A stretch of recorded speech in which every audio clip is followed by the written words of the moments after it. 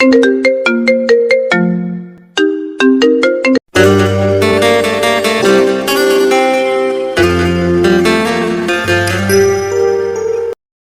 নতুন ভালোবাসার গল্প পেতে আমাদের চ্যানেলটি সাবস্ক্রাইব করে পাশে থাকা বেল আইকনে ক্লিক করুন।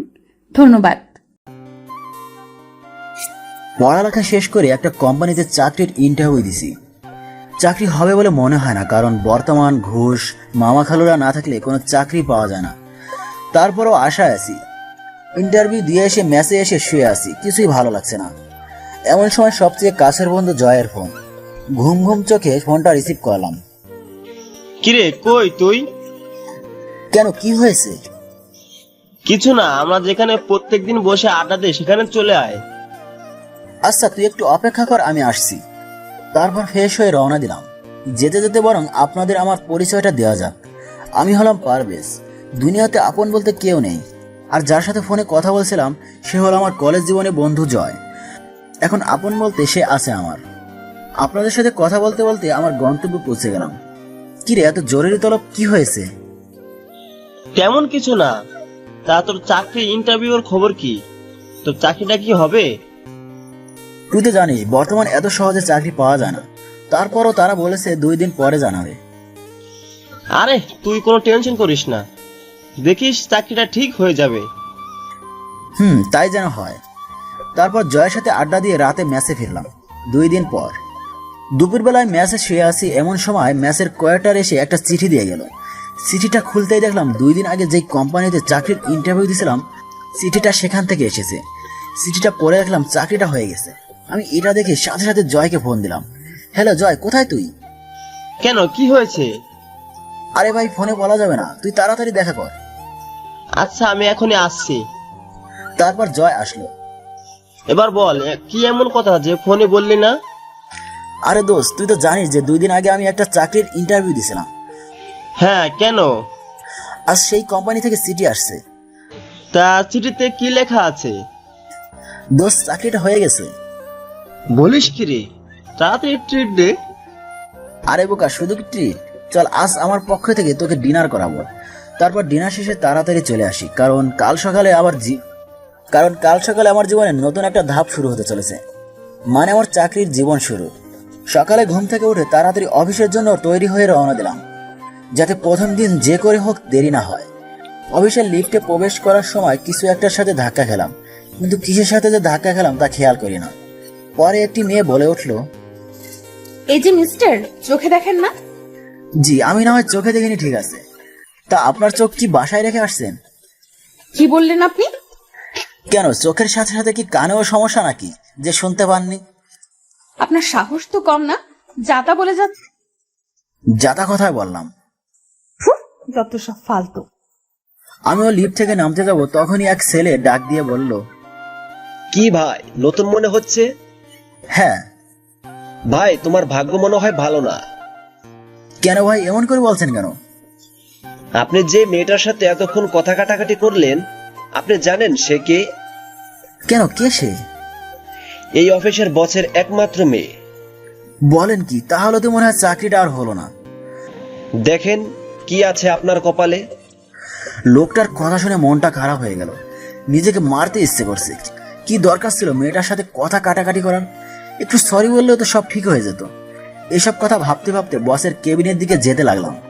কেবিনের সামনে গিয়ে ভয়ে ভয়ে দরজাটা খুলে, স্যার, আমি কি ভেতরে আসতে পারি? আসুন। তারপর আমি ভেতরে গিয়ে দেখি স্যারের মেয়েও ভিতরে বসে আছে। বসুন। আর তুমি তো নতুন, তাই না? জি স্যার। তা তোমার নামটা যেন কি? পারভেজ। চেহারার সাথে নামটাও পুরাই জোকার। ও হচ্ছে আমার মেয়ে রিয়া। ওর কথায় কিচ্ছু মনে করো না বাবা, ও এরকমই। আসলে মা মরা মেয়েটা আমার আদর যত্নের কমতে রাখিনি, তাই কিচ্ছু বলি না। না স্যার, আমি কিছুই মনে করি নাই। মনে মনে আল্লাহকে অসংখ্য ধন্যবাদ দিলাম, কারণ রিয়া স্যারকে কিছুই বলে নাই। রিয়ার নামটা যেমন সুন্দর, রিয়া দেখতেও অনেক সুন্দর, শুধু একটু রাগী। তাহলে যাও, আজ থেকে কাজে লেগে পড়ো। তারপর স্যারের কেবিন থেকে বের হলাম। ম্যানেজার সাহেব আমাকে একটা কেবিন দেখিয়ে দিলেন, আমি সেখানে গিয়ে বসলাম। এভাবে সময়টা খুব ভালোই কাটছিল। এর ভিতর ম্যাচ চেঞ্জ করে একটা ফ্ল্যাট বাসায় থাকি। একদিন স্যার আমাকে তার ক্যাবিনে ডাকলেন। আমি ক্যাবিনের দিকে যাচ্ছি আর ভাবছি হঠাৎ স্যার কি মনে করে ডাকলেন। এইসব কথাগুলো ভাবতে ভাবতে স্যারের ক্যাবিনের সামনে চলে এসেছি। দরজার সামনে গিয়ে আমি বললাম, স্যার আসতে পারি? আরে পারভেজ, আসো আসো, ভেতরে এসে বসো। ধন্যবাদ স্যার। বসতে বসতে কথাটা বললাম, আমাকে হঠাৎ করে ডাকলেন কেন স্যার? ও হ্যাঁ, এই নাও। এটা কিসের কার্ড স্যার? এটা হচ্ছে আমার একমাত্র মেয়ে রিয়ার বিয়ের কার্ড।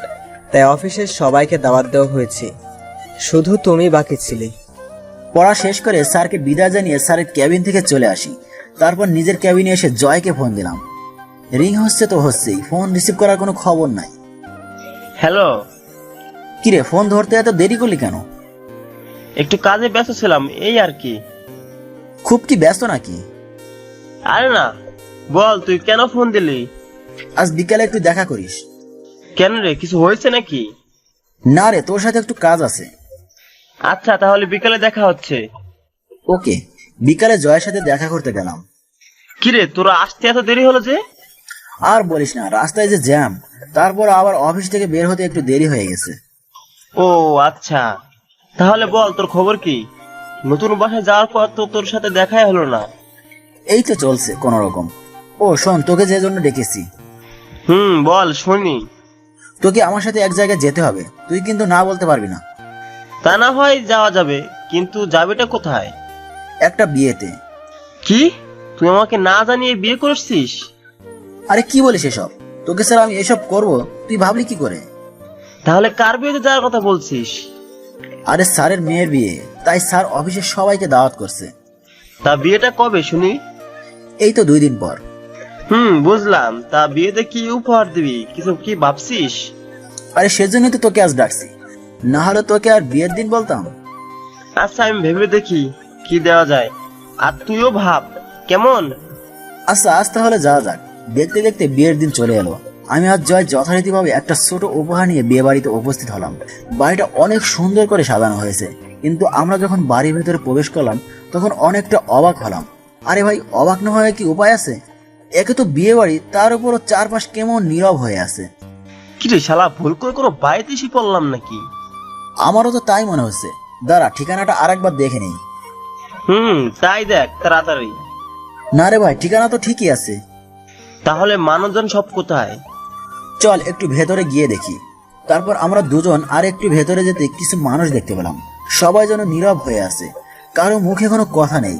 আমি আমার একজন কলিগকে জিজ্ঞেস করলাম, কি হয়েছে ভাই, সবাই এমন নীরব কেন? কি আর হবে, স্যারের মেয়ের যার সাথে বিয়ে হওয়ার কথা ছিল তারা নাকি এখন আর আসবে না। আসবে না কেন? তারা এমনটা কি করে করতে পারে?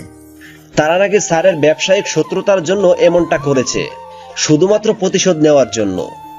এ তো পুরো বাংলা ছায়াছবির মতো কাহিনী। কি বলিস তুই এসব? আমি আমার কলিগকে জিজ্ঞেস করলাম, স্যারকে কোথাও দেখছি না যে, কোথায় সে? এসব কথা শোনার পর সে অসুস্থ হয়ে পড়েছে, তাই তাকে হাসপাতালে নিয়ে যাওয়া হয়েছে। কোন হাসপাতালে? তারপর তার কাছ থেকে হাসপাতালের ঠিকানাটা নিয়ে হাসপাতালে গেলাম। সেখানে পৌঁছে গিয়ে দেখি রিয়া ম্যাডাম বাইরে বসে কান্না করছে। বধূ সাজে তাকে দেখতে একদম লাল পরীর মতো লাগছিল। আমি তার কাছে গিয়ে জিজ্ঞেস করলাম, স্যার এখন কেমন আছে? একটা রুমের ভেতর থেকে একজন ডাক্তার বাইরে এসে বলে, আপনাদের মধ্যে পারভেজ কে? জি আমি। কেন, কি হয়েছে? আপনাকে উনি ডাকছে। আমি আর কিছু না ভেবে আমি আর জয় দুইজনে একসাথে স্যারকে যেখানে রাখা হয়েছে সেখানে গেলাম। স্যার আমাকে দেখে বললেন, বাবা পারভেজ, তোমার সাথে আমার কিছু কথা ছিল। হ্যাঁ স্যার বলুন। পারভেজ, এতক্ষণে তো সব ঘটনায় শুনতে পারছো, তা বাবা তুমি আমার একটা কথা রাখবে? স্যার কি কথা, আপনি আমায় বলুন, আমি অবশ্যই আপনার কথা রাখার চেষ্টা করব। আসলে তোমাকে যে কথাটা কিভাবে বলি ঠিক বুঝে উঠতে পারছি না। কথাটা তুমি কিভাবে নিবে তা আমি জানি না, তবে স্যার আপনি বলুন। পারভেজ, তোমার যদি কোনো সমস্যা না থাকে তুমি তাহলে আমার মেয়েকে বিয়ে করো। অফিসের বস হিসাবে না, একজন বাবা হিসেবে তোমাকে আমি এই কথাটা বলছি। কোনো কথাই বের হচ্ছে না। আসলে স্যারের কথা শুনে আমি কি উত্তর দেবো তা আমি বুঝতে পারছি না। স্যার আমার চুপ করে থাকতে দেখে আবারও বললেন, বাবা এভাবে চুপ করে থেকো না, তুমি একটু ওকে বুঝাও। দেখ ভাই, তুই তো স্যারের কথাটা মেনে নে। সে এত করে রিকোয়েস্ট করছে, তুই আর না করিস না। আর বিয়ে আজ না হয় কাল তো করতেই হবে, তাই না? তুই তো আমার কোনো কথা অমান্য করিস না, তাই এই কথাটা রাখ। কি রে, এত কি ভাবছিস? হ্যাঁ বলে দে। আমি তোমাকে হাত জোর করছি বাবা, তুমি আমাকে ফিরিয়ে দিও না প্লিজ।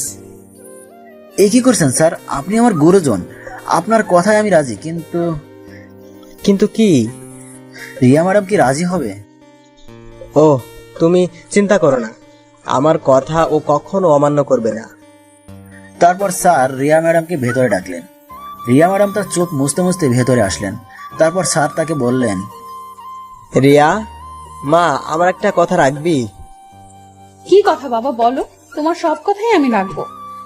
মারে, তুই পারভেজকে বিয়ে কর।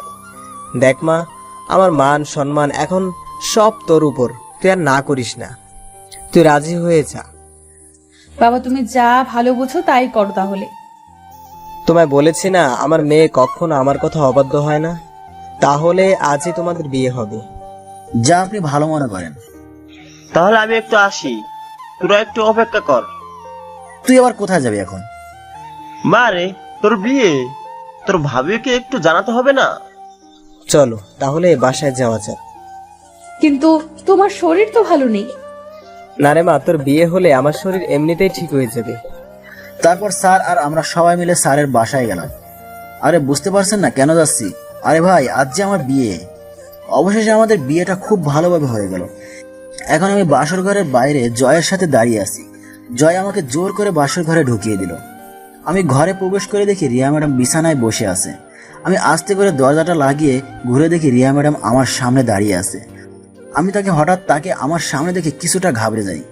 আমি ভাবছিলাম সে হয়তো বা আমাকে সালাম করার জন্য খাট থেকে নেমে আসছে, কিন্তু আমার ধারণা ভুল প্রমাণ করে সে আমাকে যা বললো তা শোনার জন্য আমি মোটেও প্রস্তুত ছিলাম না। এই যে আপনি আমাকে বিয়ে করলেন কেন? কি হলো, চুপ করে আছেন কেন? না মানে আপনার বাবা বলেছে তাই। বাবা বললো আর আপনি রাজি হয়ে গেলেন? কেন, আপনি কি এই বিয়েতে খুশি নন? না। তাহলে আপনি বিয়ের জন্য হ্যাঁ বললেন কেন? ওটা তো বাবার মান সম্মানের কথা ভেবে রাজি হয়েছি। আপনি কি করে ভাবলেন যে আমাদের অফিসের একজন সাধারণ কর্মচারীকে আমার স্বামী হিসেবে মানতে পারবো? আর হ্যাঁ, খবরদার যদি কখনো স্ত্রীর অধিকার দেখাতে আসেন তো বুঝতে পারছেন। কি হলো, কিছু বলছেন না কেন? আচ্ছা, আপনি যেমনটা ভালো বুঝবেন। এখন ঘুমাতে যান। আচ্ছা, এই বলে খাটের দিকে যাচ্ছি, আবারও রিয়া ডাক দিলেন। এই, ওদিকে কোথায় যাচ্ছেন? কেন, আপনি না বললেন ঘুমাতে যেতে? আপনাকে কি খাটে গিয়ে ঘুমাতে বসছি? যত সব। তাহলে আমি কোথায় শুবো? আমি কি জানি, যেখানে খুশি সেখানে শুবেন, কিন্তু খাটে না। তারপর আমি কি আর করব, বালিশ নিয়ে বাইরে যাচ্ছি। রিয়া পেছন থেকে আবার ডাক দিলেন। এ কি, বাইরে কোথায় যাচ্ছেন? কেন, অন্য রুমে যাচ্ছি। না, অন্য রুমে যাওয়ার দরকার নেই, আপনি এই ঘরে সোফায় শুয়ে পড়েন। কি? কিছুটা অবাক হয়ে। এত অবাক হওয়ার কিছু নেই। এখন যদি বাইরে যান, এটা যদি অন্য কেউ দেখে ফেলে তাহলে আমাকেই খারাপ ভাববে। ওহ, মেয়েটার মাথায় বুদ্ধি আছে বলতে হবে। আই, কিছু বললেন মনে হয় আপনি? না না, কিছু বলে নাই তো। সত্যি তো? হ্যাঁ সত্যি, আমি কিছু বলে নাই। তারপর আর কি করার, চুপচাপ সোফায় গিয়ে শুয়ে পড়লাম। একটু পর আমি আবার বললাম, কি হলো, লাইটটা বন্ধ করছেন না কেন? যদি লাইট বন্ধ করলে আপনি খারাপ কিছু করেন? কি, আমাকে দেখে কি আপনার এমন মনে হয়? না, আপনাকে দেখে ঠিক মনে হয় না। তারপরও তো বলা যায় না কার মনে কি চলে। আমি কিছুটা রাগ করে রুম থেকে বাইরে চলে যাচ্ছি, তখন আবার রিয়া বলল, এই কি, আবার কোথায় যাচ্ছেন? কেন, আমি এই রুমে থাকলে তো খারাপ কিছু হতে পারে, তাই আমি রুম থেকে চলে যাচ্ছি। এই না না, আর বাইরে যেতে হবে না, আমি লাইট বন্ধ করে দিচ্ছি। কিন্তু আবার কিন্তু কি? তাহলে ডিম লাইটটা জ্বালিয়ে রাখি। ওকে রাখেন, দূর, মেজাজটাই খারাপ করে দিল। তারপর সে লাইটটা বন্ধ করলো ঠিকই, কিন্তু ডিম লাইটটা জ্বালিয়ে রাখছে। আমিও আর কিছু না বলে ঘুমানোর চেষ্টা করছি, কিন্তু কিছুতে ঘুম আসছে না। আপনারাই বলুন, সোফায় শুলে কারো ঘুম আসে? তারপরও চেষ্টা করছি। কত না স্বপ্ন ছিল আজকের এই দিনটাকে। ভেবেছিলাম বাসর ঘর কতই না সুন্দর হয়, আর আজ যা দেখছি। রিয়ার দিকে তাকিয়ে দেখি সে ঘুমিয়ে গেছে। তার মুখটা দেখতে একদম নিষ্পাপ বাচ্চাদের মতো লাগছিল। যতই ওর দিকে তাকিয়ে থাকছি ততই ওর মায়ায় পড়ে যাচ্ছি। ওর মুখের দিকে তাকিয়ে থাকতে থাকতে কখন যে ঘুমিয়ে গেছি মনে নাই। সকালের দিকে শরীরে পানি পড়ছে। আমি ভাবলাম হয়তো বা স্বপ্নের মধ্যে বৃষ্টি পড়ছে, তাই সেদিকে কোনো খেয়াল দেয়নি। একটু পর যখন আবার পানি দিল তখন বুঝলাম না, এটা কোনো স্বপ্ন না, কে যেন আমার গায়ে পানি ঢেলে দিছে। ঘুম ঘুম চোখে তাকিয়ে দেখি রিয়া কোমরে হাত দিয়ে দাঁড়িয়ে আছে। তাকে দেখতে তখন খুব সুন্দর লাগছিল, এমনিতেও সুন্দর, তারপরও শাড়ি পরেছে। একটু পর রিয়ার কথায় বাস্তবে আসলাম। কি হলো, এভাবে তাকিয়ে কি দেখছো? তোমায় দেখছিলাম। কি? না মানে এত সকালে এই শীতের ভেতরে শরীরে পানি দিলে কেন? এত সকাল মানে? ঘড়ির দিকে তাকিয়ে দেখেন একবার। এই রে, এ তো অনেক দেরি হয়ে গেছে রে। যাও তাড়াতাড়ি খাবারের ব্যবস্থা করো, আমার খুব ক্ষুধা লাগছে। যান তাহলে ওইদিকে রান্নাঘর, রান্না করেন গিয়ে। কি? আমি রান্না করব মানে? তাহলে কে রান্না করবে? আমি রান্না করতে পারি না, আপনি গিয়ে রান্না করেন তাড়াতাড়ি। কি, মেয়ে মানুষ হয়ে রান্না করতে পারেন না? দেখুন, এসব কথা শুনতে চাই না, যান গিয়ে রান্না করেন। এই ছিল কপালে। এই কথাটা বলে রান্না করতে রান্নাঘরের দিকে যাচ্ছি, রান্না করার জন্য।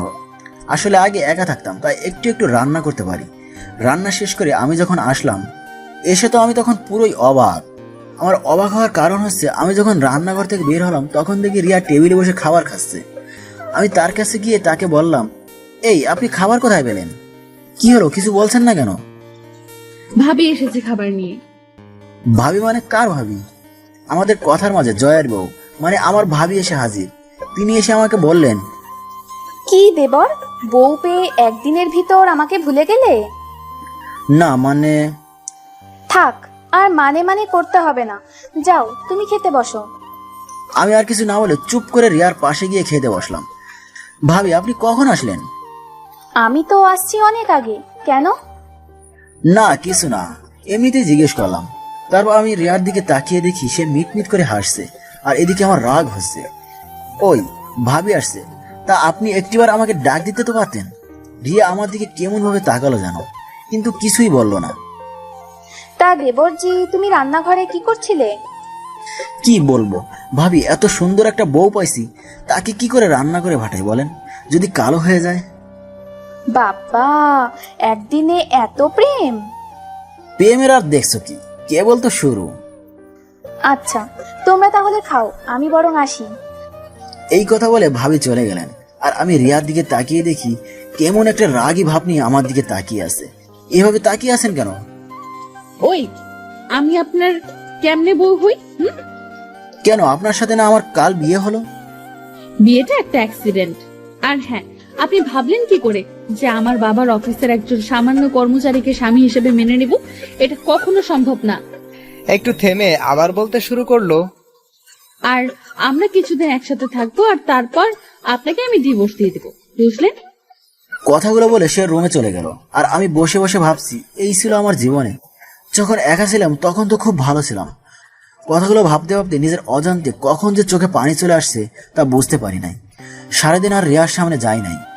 রাতে তার কাছে গিয়ে বললাম, সারাদিন তো কিছুই খেলেন না, আসুন এখন কিছু খেয়ে নিন। কে বলছে আমি সারাদিন না খেয়ে আছি? আর আপনার খাওয়া আপনি খেয়ে নিন। আর আপনি? আমি বাইরে থেকে খাবার অর্ডার করছি। আমি আর কিছু না বলে রুম থেকে বের হয়ে আসবো, তখনই পেছন থেকে রিয়া ডাক দিল, এই যে শুনুন, আমাকে এত কেয়ারলেস দেখাতে হবে না, বুঝলেন? আপনাকে আমার সহ্য হয় না। আমি তার কথা শুনে বাইরে চলে গেলাম। কি করব, কিছুই ভালো লাগছে না। একটু রাত করেই বাসায় ফিরলাম।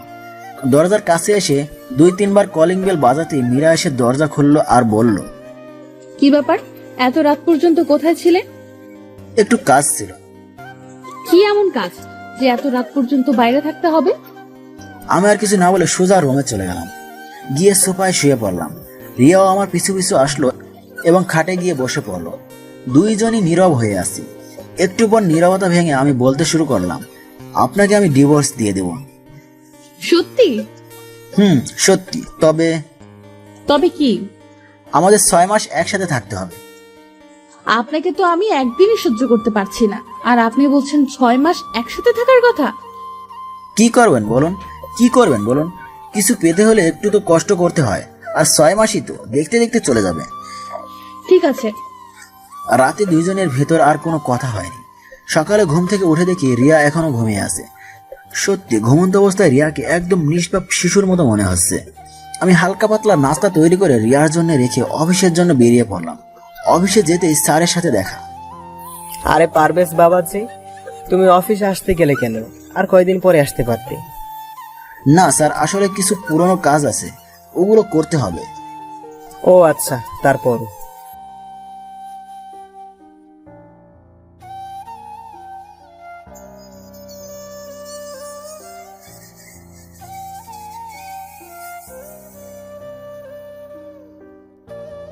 না স্যার, আসলে কিছু পুরনো কাজ আছে, ওগুলো করতে হবে।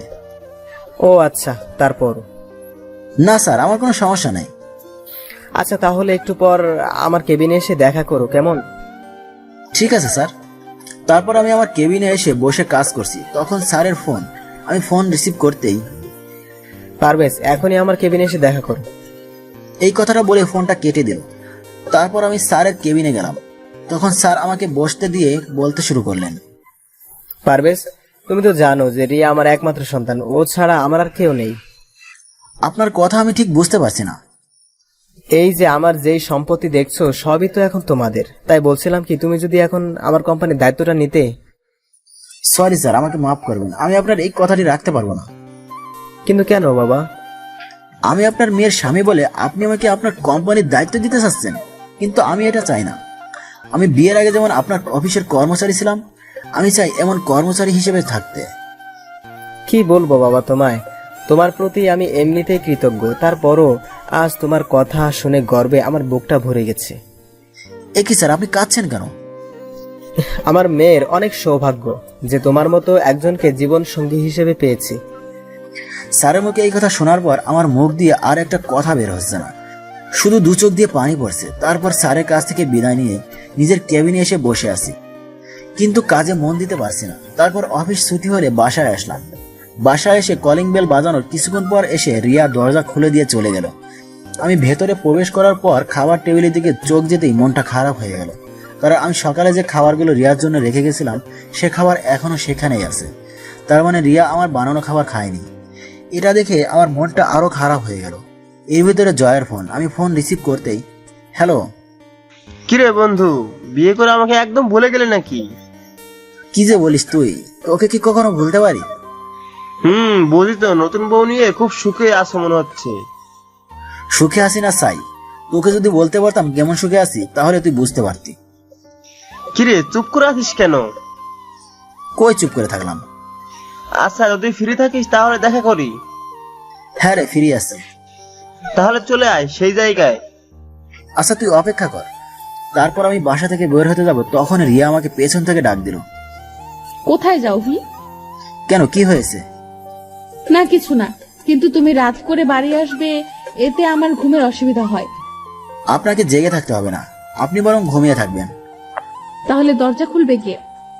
আমার কাছে দরজার আলাদা চাবি আছে, আপনি দরজায় তালা দিয়ে শুয়ে থাকবেন, সমস্যা নাই। ঠিক আছে। জানি না তোমাকে কিভাবে এতদিন সহ্য করব।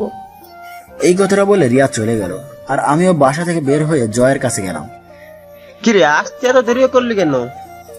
এই একটু জ্যাম ছিল। ও আচ্ছা, তাহলে বল কেমন উপভোগ করছিস বিবাহিত জীবন? আরে বিবাহিত জীবন আর শুরু করলাম কোথায়, মাত্র তো 2 দিন হলো। তোর ভাগ্যটা অনেক ভালো, এত বড় লোকের মেয়ে তোর ঘরের বউ। বন্ধু, তা আর বলতে হবে না। মনের ভিতর কষ্ট রেখে মুখে একটা হাসি দিয়ে কথাটা বললাম। শোন, তোকে যে জন্য ডাকা হয়েছে। বল তাহলে। মানে আমাদের ভার্সিটির কিছু বন্ধু বান্ধব তোর বউকে দেখতে চাইছে। আমি বলছি তোর কাছে শুনে তাদের জানাবো। জয়ের কথাটা শুনে চিন্তায় পড়ে গেলাম, কি করে যে রিয়াকে কথাটা বলি। সে তো কিছুতেই রাজি হতে চাইবে না, আর জয়কে আর না করি কিভাবে? কি হলো, চুপ করে আছিস? কোনো সমস্যা? না, কোনো সমস্যা নাই, আমি বরং বাসায় গিয়ে তোকে ফোন করে জানাবো এই বিষয়ে। আচ্ছা ঠিক আছে। জয় আর আমি কিছু কথা বলে যে যার বাসায় চলে আসলাম। বাসায় এসে দরজা খুলে ভেতরে প্রবেশ করলাম। রুমে গিয়ে দেখি রিয়া ঘুমিয়ে আছে। ঘুমিয়ে থাকা অবস্থায় তাকে দেখতে অনেক সুন্দর লাগছে। রাতে আর তাকে ঘুম থেকে ডাকলাম না, আমি সোফায় গিয়ে শুয়ে পড়লাম। সকালে ঘুম থেকে উঠে যথারীতিভাবে আমি রিয়ার জন্য নাস্তা বানিয়ে টেবিলে রেখে অফিসের উদ্দেশ্যে ঘর থেকে বার হয়ে আসি। রিয়া তখনও ঘুমিয়ে আছে, অফিসে এসে কাজ করছে, আর মনের ভেতর শুধু একটা কথাই ঘুরপাক খাচ্ছে, কি করে রিয়াকে বলি যে আমার সকল বন্ধুরা তাকে দেখতে চায়। ও তো আমাকে সহ্য করতে পারে না, আর আমার সাথে কথা বলার সময় এমনিতেই রেগে কথা বলে। অফিস ছুটির পর বাসায় এসে সোফায় বসে বসে ভাবছি, রিয়াকে কি এখন কথাটা বলবো? দূর, যা আছে কবলে বলে দিই। আপনার সাথে একটা কথা ছিল। রিয়া টিভি দেখছিল, আমার কথা শুনে আমার দিকে মুখ ঘুরিয়ে বলল, আপনাকে তো আমার ভালোই লাগে না, আর কথা আর কি শুনবো। তারপরে বলুন কি বলতে চান। না মানে আমার কিছু বন্ধুরা আপনাকে দেখতে চেয়েছে। কেন আমাকে দেখতে চেয়েছে কেন? আপনি আমার বউ না, তাই দেখতে চাইছে। ওই আমি আপনার বউ হই? হ্যাঁ, আপনাকে বলছি আমি আপনাকে স্বামী হিসেবে মানি না, তাহলে আমি আপনার বউ হই কি করে? যত দ্রুত সম্ভব আমাকে ডিভোর্স দিয়ে দিবেন, বুঝলেন? আমি আর কিছু বললাম না। রিয়ার কথাগুলো শুনে নিজের অজান্তে চোখ দিয়ে এক ফোঁটা পানি চলে এলো। আমি রিয়ার সামনে থেকে চলে গেলাম। বারান্দায় দাঁড়িয়ে আকাশের দিকে তাকিয়ে ভাবছি, কি পাপ করেছিলাম যে যার জন্য আমাকে এত কষ্ট পেতে হচ্ছে। সকালে একটু তাড়াতাড়ি করে অফিসে চলে গেলাম। অফিসে কাজের ফাঁকে পকেটে হাত দিয়ে দেখি মোবাইলটা নেই। মনে হয় সকালে তাড়াতাড়ি বাসা থেকে বার হওয়ার সময় মোবাইলটা ভুল করে বাসায় রেখে আসছি। এর মধ্যে স্যারের ক্যাবিন থেকে ডাক আসলো। ক্যাবিনে প্রবেশ করে দেখি একটি মেয়ে বসে আছে। আমি ভেতরে যেতে স্যার আমাকে বললেন, পারভেজ, এনার সাথে পরিচিত হও। ইনি হলেন তোমার নতুন অ্যাসিস্ট্যান্ট মেঘা। মেঘা আমার দিকে হাসি মুখে হাতটা বাড়িয়ে দিয়ে বললেন, হ্যালো স্যার। হ্যালো।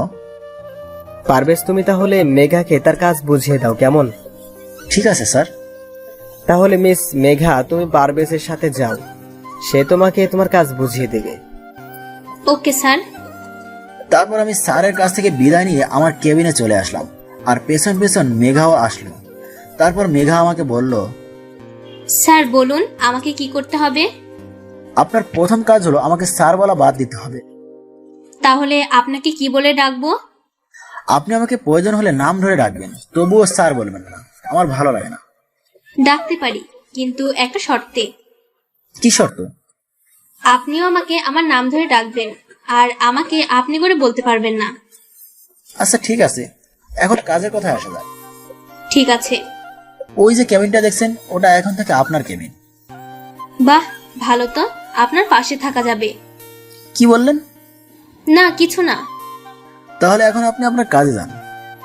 আবার আপনি করে বলছেন? আচ্ছা সরি, কেমন? যাও, তুমি তোমার কাজে যাও। এবার হয়েছে? হ্যাঁ। তারপর আমি আমার কাজ করতে লাগলাম। অফিস ছুটি হলে আমি রিক্সার জন্য বাইরে দাঁড়িয়ে আছি। তখনই মেঘা এসে বলল, কি ব্যাপার, তুমি এখনো এখানে দাঁড়িয়ে কেন? রিক্সার জন্য দাঁড়িয়ে আছি। ও আচ্ছা, তা তোমার বাসা কোথায়? কেন? না মানে যদি কিছু মনে না করো, আমি তোমাকে বাসায় পৌঁছে দিতে পারি। আরে তুমি যাও, আমি রিক্সা পেয়ে যাব। আরে আসো তো। অনেকটা জোর করে আমাকে তার সাথে রিক্সায় তুলে নিল। আমিও রিক্সায় উঠে তার থেকে একটু দূরে বসার চেষ্টা করছি, যেন তার শরীরের সাথে টাচ না লাগে। আমার এই কাজ দেখে মেঘা বলল, আপনার কি কোনো সমস্যা হচ্ছে? কই না তো। তাহলে এত দূরে সরে বসে আছেন কেন? না ঠিক আছে, আমার কোনো সমস্যা হচ্ছে না। কিন্তু আমার সমস্যা হচ্ছে। কি সমস্যা? তুমি যেভাবে বসে আছো, যদি একটি ঝাঁকি লাগে তুমি তো পড়ে যাবে। তখন তো রাস্তার মানুষ ভাববে আমি তোমাকে ধাক্কা দিয়ে ফেলে দিছি। চুপ করে কথাগুলো শুনছি। কি হলো, আমার দিকে এগিয়ে বসুন। তারপর আর কি করার, বাধ্য হয়ে তার দিকে এগিয়ে বসা লাগলো। এই মামা, রিক্সা থামাও। কেন রিক্সা থামাতে বলছো? কারণ আমার বাসার কাছে চলে আসছি। ও আচ্ছা, তাহলে বাই, কাল আবার দেখা হবে। এই কথা বলে মেঘা চলে গেল, আর আমি বাসার দিকে যাচ্ছি। বাসায় গিয়ে আমি যা দেখলাম তা দেখে আমি পুরোই অবাক।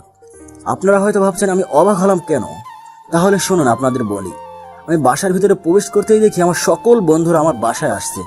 এর মধ্যে জয়ও এসে বলে, কিরে কেমন সারপ্রাইজ দিলাম? তোরা কখন আসলি? আমরা আসছি তো অনেক আগে। আমি মনে মনে ভাবছি, না জানি রিয়া কি করে, ও তো মনে হয় অনেক রেগে আছে। এখন ওদের সামনে ওকে ম্যানেজ করি কিভাবে? আরে সকালে যখন তোকে ফোন দিলাম তখন তোর ফোন ভাবি রিসিভ করে, তারপর এটুকু বলেই থেকে যায়। আর আমি বাকি কথাটুকু শোনার জন্য আগ্রহ নিয়ে জিজ্ঞেস করলাম, তারপর কি বল, আবার থামলি কেন? তারপর ভাবিকে সব খুলে বললাম যে আমাদের বন্ধুরা তাকে দেখতে চায়, আর ভাবিও আমাকে বলল চলে আসছে, তাই সবাইকে নিয়ে চলে আসলাম। জয়ের কথা শুনে আমি আমার কানকে বিশ্বাস করতে পারছি না যে রিয়া ওকে এই কথাগুলো বলেছে। একটু পর দেখলাম নাচতে হাতে রিয়া আর ভাবি আসছে। রিয়াকে দেখে তো আমি পুরোই অবাক, কারণ রিয়া শাড়ি পরেছে, এতে তাকে আরো অনেক সুন্দর দেখা যাচ্ছে। আমি রিয়ার দিকে তাকিয়ে আছি, এমন সময় রিয়ার চোখে চোখ পড়তে সেই আমার দিকে রাগী ভাবে তাকালো, আর আমি তখন মাথা নিচু করে নিলাম। বন্ধুরা সবাই চলে যাওয়ার পর আমি রিয়ার কাছে গিয়ে যেই ওকে বললাম, রিয়া তোমাকে অসংখ্য ধন্যবাদ। হয়েছে, আর ধন্যবাদ দিতে হবে না, আমি সব বুঝতে পারছি। এগুলো সব আপনারই প্ল্যান। আমার প্ল্যান মানে? কি মনে করো তুমি আমি কিছু বুঝি না? বারে, আমি আবার কি করলাম? তুমি তো আজ ইচ্ছে করে মোবাইলটা বাসায় রেখে গেছো যাতে তোমার বন্ধু আমাকে ফোন দিয়ে এসব বলে, আর আমি রাজি হয়ে যাই। আর তুমি ভালো করে জানতে আমি তাকে না বলতে পারবো না। বিশ্বাস করো, এসব আমি কিছুই জানি না। আর আমি সত্যি বলছি, মোবাইলটা আমি ভুল করে রেখে গেছিলাম। হয়েছে, আমার সামনে আর ভালো সাজা লাগবে না, যত সব। কথাটা বলে রুমে চলে গেল। এভাবেই দিনকাল চলছিল আমাদের। এতদিন হয়ে গেছে কিন্তু এখনো আমার তার প্রতি কোনো ভালোবাসা বা ভালো ব্যবহার করেনি। কিন্তু আমি আস্তে আস্তে রিয়াকে ভালোবেসে ফেলছি। একদিন শুক্রবারে অফিস বন্ধ, তাই সকালে শুয়ে আছি। একটু পর বুঝতে পারলাম কে যেন আমাকে ডাকছে। আমি চোখ খুলে দেখি রিয়া আমাকে ডাকছে। আমি এটা দেখে আবার চোখ বন্ধ করে নিলাম। আমার কাছে মনে হচ্ছে আমি স্বপ্ন দেখছি, কারণ রিয়া আমার সাথে ঠিকমতো কথাই বলে না, আজ এত ভালোবেসে ডাকছে। এইসব কথা চোখ বন্ধ করে ভাবছি, কিন্তু একটু পর আমার শরীরে পানি ঢেলে দিল, আর আমি সাথে সাথে লাফ দিয়ে উঠলাম। আমার ওভাবে লাফ দিয়ে ওঠা দেখে রিয়া হেসে দিল। আমি অপলক দৃষ্টিতে তার হাসি মাখা মুখটার দিকে তাকিয়ে দেখছি। এই যে মিস্টার, শুক্রবার বলে ঘুমিয়ে থাকলে চলবে? যাও এক্ষুনি ফ্রেশ হয়ে এসো, আমি নাস্তা তৈরি করছি। ওর কথাগুলো যেন আমার বিশ্বাসই হচ্ছে না। কি হলো এভাবে তাকিয়ে কি দেখছো? মনে হয় আমাকে আজই প্রথম দেখছো? উফ, যাও তো, ক্ষুধা লাগছে, তাড়াতাড়ি ফ্রেশ হয়ে আসো। আমার দিকে তোয়ালেটা দিয়ে কথাটা বলে সে রান্নাঘরে চলে গেল। আমি ভাবছি আজ আবার রিয়ার কি হলো, নাকি আমি কোনো স্বপ্ন দেখছি? না, এটা তো কোনো স্বপ্ন না, যা ঘটেছে সবই তো আমার সাথে ঘটেছে। আমার তো বিশ্বাসই হচ্ছে না। তারপর আমি ফ্রেশ হয়ে বাইরে আসতে দেখি রিয়ার বাবা মানে আমার স্যার সোফায় বসে আছে। এবার আমি সবকিছু বুঝতে পারছি কেন রিয়া আমার সাথে আজ এত ভালো ব্যবহার করছে। তারপর সবাই বসে একসাথে নাস্তা করছি। এমন সময় স্যার বললেন, তা বাবা পারভেজ, তুমি সোফায় কেন শুয়েছিলে? কি বলবো স্যার, আপনি যদি সত্যিটা শোনেন তাহলে বুঝতেন আমি কেন সোফায় শুয়েছিলাম। কি হলো বাবা, চুপ করে আছো কেন? আমার চুপ করে থাকতে দেখে রিয়া বলল, বাবা ও কি বলবে, আমি বলছি কেন ও সোফায় ছিল। না জানি এখন আবার কোন সত্যটা বলবে কে জানে। বাবা জানো, তোমার জামাই খুব খারাপ। কেন রে, ও আবার কি করলো? কি করিনি তাই বলো। আমি কাল রাতে বললাম আমাকে যেন আজ ঘুরতে নিয়ে যায়, কিন্তু ও কিছুতেই রাজি হলো না। তার এক কথা আমাকে ঘুরতে নিয়ে যেতে পারবে না, তাই আমি তাকে শাস্তি হিসেবে সোফায় শুতে দিয়েছি। হাই হাই, মায়া কয় কি, এটা তো কি মিথ্যা বলাও পড়তো। আমি অবাক দৃষ্টিতে রিয়ার দিকে তাকিয়ে আছি। না পারভেজ, তুমি কিন্তু কাজটা একদম ঠিক করোনি। না স্যার, আসলে আমি চাই তোমরা দুজন আজই কোথাও থেকে ঘুরে আসো। ঠিক আছে। কি এখন রাজি হলে কেন? আমার দিকে তাকিয়ে একটা মুচকি হাসি দিয়ে কথাটা বলল, তাহলে তোমরা বরং আমার গাড়িটা নিয়ে যাও, কেমন? সরি স্যার, মাফ করবেন, আমি আপনার গাড়ি নিয়ে ঘুরতে যেতে পারবো না। কেন গাড়ি নিতে পারবে না? কারণ আমি চাই না যে আমার স্ত্রীকে তার বাবার টাকায় ঘোরাতে। আমার নিজের যতটুকু সামর্থ্য আছে তাই দিয়ে আমি তার সব ইচ্ছা পূরণ করার চেষ্টা করব। পারভেজ, তোমাকে যতই দেখছি ততই অবাক হচ্ছি আমি। বাবাও কিন্তু তোমাকে অপমান করছে। না রে মা, ও তো ঠিকই বলছি। না বাবা। পুরো কথা বলতে না বলতেই স্যারের ফোনে ফোন আসলো, তাই তিনি ফোনে কথা বলছেন। কথা বলা শেষ করে স্যার তাকে বলল, আমি এখন যাই মা, একটু কাজ আছে, আসি বাবা। পারভেজ, ভালো থেকো তোমরা। তারপর স্যার চলে গেলেন। আমি রিয়ার কাছে এসে, তুমি বাবাকে অপমান করলে কোন সাহসে? আমি তাকে কোনো অপমান করি নাই। তুমি তো বলবেই ছোট লোক কোথাকার, একটা গাড়ি কেনার ক্ষমতা নাই, আর তাছাড়া তুই কোনো দিন এই গাড়িতে উঠেছিস বলে মনে হয় না। আর তুই কি না আমার বাবার মুখের উপর না বলে দিলি? রিয়া, তুমি কিন্তু একটু বেশি বুঝছো। আমি কিন্তু তাকে কোনো অপমান করে কথা বলি নাই। তুই অপমানের কি বুঝিস? তোর বাবা মাকে যদি কেউ বলতো তাহলে তুই বুঝতি অপমান কাকে বলে। রিয়া আমার, তুমি কিন্তু কিন্তু কি? ও আমি তো ভুলেই গেছিলাম, তোর তো মা বাবারই ঠিক নাই। রিয়া, জোরে চিৎকার করে উঠে রিয়াকে চর মারলাম। কি করব, রাগটা আর কন্ট্রোল করতে পারলাম না। কি শুরু করছো? কিছু বলছি না বলে তখন থেকে বাজে কথা বলছো। নিজেকে কি মনে করো? হ্যাঁ, দেখলাম রিয়া আর কোনো কথাই বলছে না। তার দু চোখ বেয়ে পানি পড়ছে এবং আর কিছু না বলে সোজা রুমে গিয়ে দরজা লাগিয়ে দিছে। তারপর আমিও তাকে কিছু না বলে বাইরে চলে গেলাম। তারপর যখন মাথা একটু ঠান্ডা হলো তখন ভাবতে লাগলাম রিয়া আবার খারাপ কিছু করে না বসে। তাই আমি তাড়াতাড়ি বাসায় গেলাম। বাসার ভেতর ঢুকে দেখি রুমের দরজা বন্ধ এবং ভেতর থেকে কান্নার আওয়াজ শোনা যাচ্ছে। তার মানে রিয়া এখনো কান্না করছে। আমি দরজায় শব্দ করলাম, সাথে সাথে কান্নার আওয়াজ থেমে গেল, কিন্তু দরজা খুলল না। বুঝতে পারলাম সে আমার প্রতি রাগ করেছে। আমি কয়েকবার ডাকার একটু পর দরজা খোলার শব্দ শুনতে পেলাম। আমি রিয়ার দিকে তাকাতে সে আবার খাটে গিয়ে শুয়ে পড়লো। তারপর আমি তার কাছে গিয়ে বললাম, আই এম সরি। আসলে তখন ওভাবে তোমার গায়ে হাত তোলা আমার একদম উচিত হয়নি। প্লিজ তুমি আমাকে মাফ করে দাও। তুমি কেন মাফ চাচ্ছ? মাফ তো আমার চাওয়ার কথা। আসলে ভুলটা তো আমার ছিল। তুমি বরং আমাকে মাফ করে দাও। প্লিজ তুমি মাফ চেও না?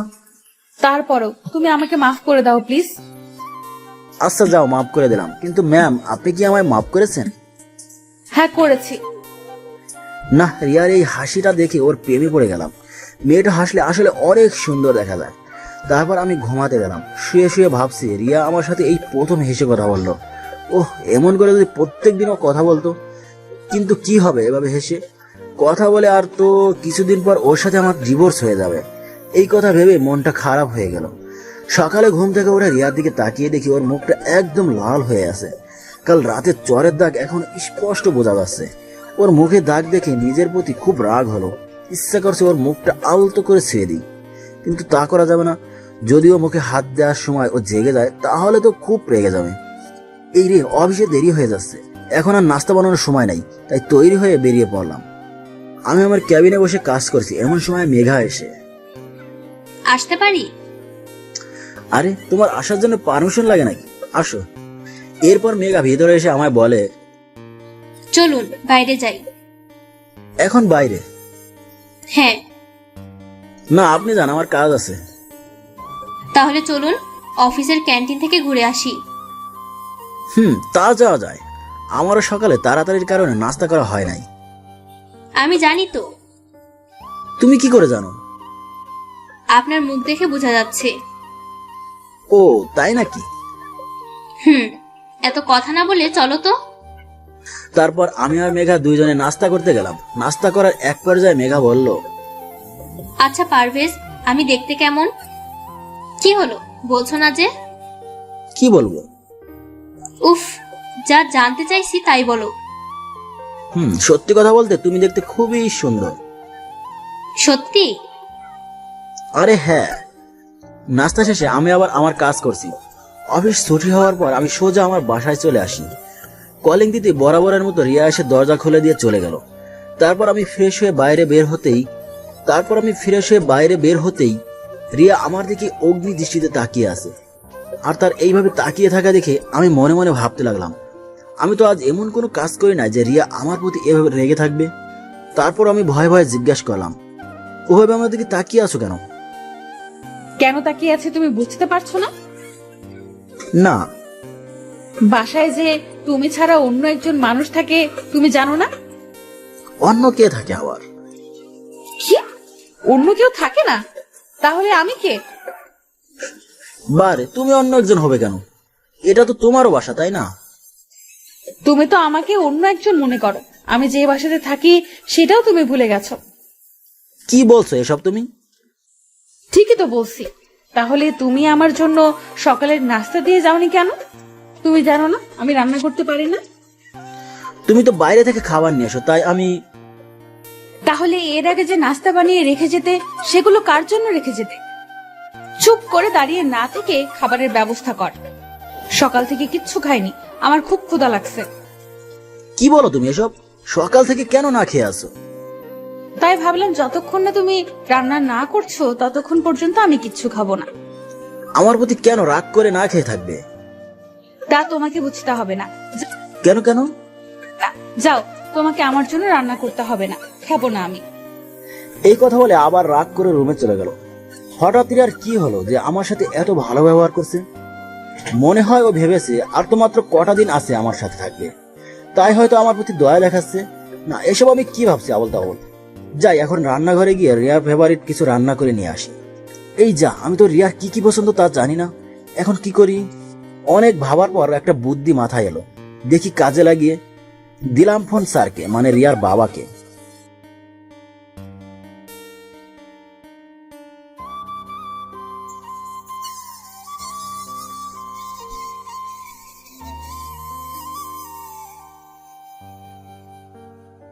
এই কথা বলে আবার রাগ করে রুমে চলে গেল। হঠাৎ রিয়ার কি হলো যে আমার সাথে এত ভালো ব্যবহার করছে? মনে হয় ও ভেবেছে আর তো মাত্র কটা দিন আছে আমার সাথে থাকবে, তাই হয়তো আমার প্রতি দয়া দেখাচ্ছে। না, এসব আমি কি ভাবছি আবল তাবল।